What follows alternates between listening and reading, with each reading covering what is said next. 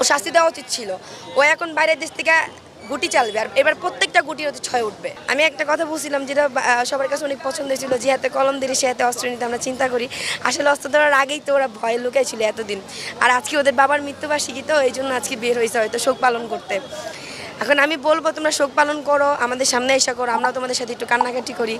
তোমাদের তো দেখি না, তোমরা আলাদা হয়ে থাকো কেন? তোমরা আমাদের সামনে আসো, কারণ আমরা তো আর তোমাদের মতো সুইকা সুইকা যাই না যে কোথায় ছাত্র আছে, কোথায় ছাত্রলীগ আছে। তোমরাই সুইকা সুইকা আসো কোথায় ছাত্র আছে মারার জন্য।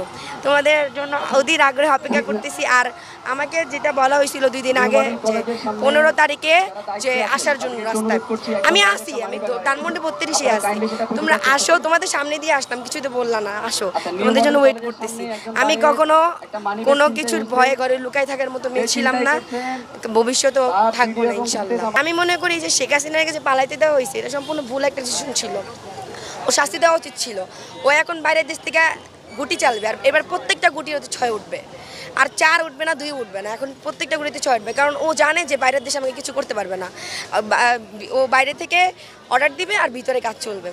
এখনও যে বাংলাদেশের মানুষ, আমি বলবো না যে বাংলাদেশ স্বাধীন হয়েছে, কারণ এখনও সম্পূর্ণ বিপদ এখনও হয় নাই। সবে আমি দেখছি যে এখনও বিভিন্ন জায়গায়, ফেনী বলেন, নোয়াখালী বলেন, বিভিন্ন জায়গায় যেখানে ছাত্র কম, কারণ ম্যাক্সিমাম ছাত্রই এই আন্দোলনের সময় ঢাকা চলে আসছে। ধানমন্ডি, শহীদ মিনার এদিকে বেশি। এখন ওদের একটা ভালো দিক হচ্ছে যে সবাই যখন চলে আসে একদিকে, যেদিকে খালি হয়ে যায় ওরা ওদিকে অ্যাটাক করে। উইক পয়েন্টটাই ওরা বেশি খুঁজে নেয়, যে আমাদের যে এই ছাত্রলীগ, তারপর বলেন আওয়ামী লীগের লোকেরা। আর আমি যে মোহাম্মদপুরও দেখলাম, কারণ ছাত্রলীগের পোলাবেন দেখলেই চেনা যায়, আর স্টুডেন্ট দেখলেই চেনা যায়। ওরা গান নিয়ে বসে আছে, যে আমাদের একটা স্টুডেন্টদের হাতে গান ছিল না। এত আন্দোলনে গান বলেন, শুধু একটা জিনিস ছিল, ইট আর লাঠি, এই দুইটাই। এই দুটো ছিল আমাদের নিজেরই সেভ করার জন্য একটা হাতিয়ার।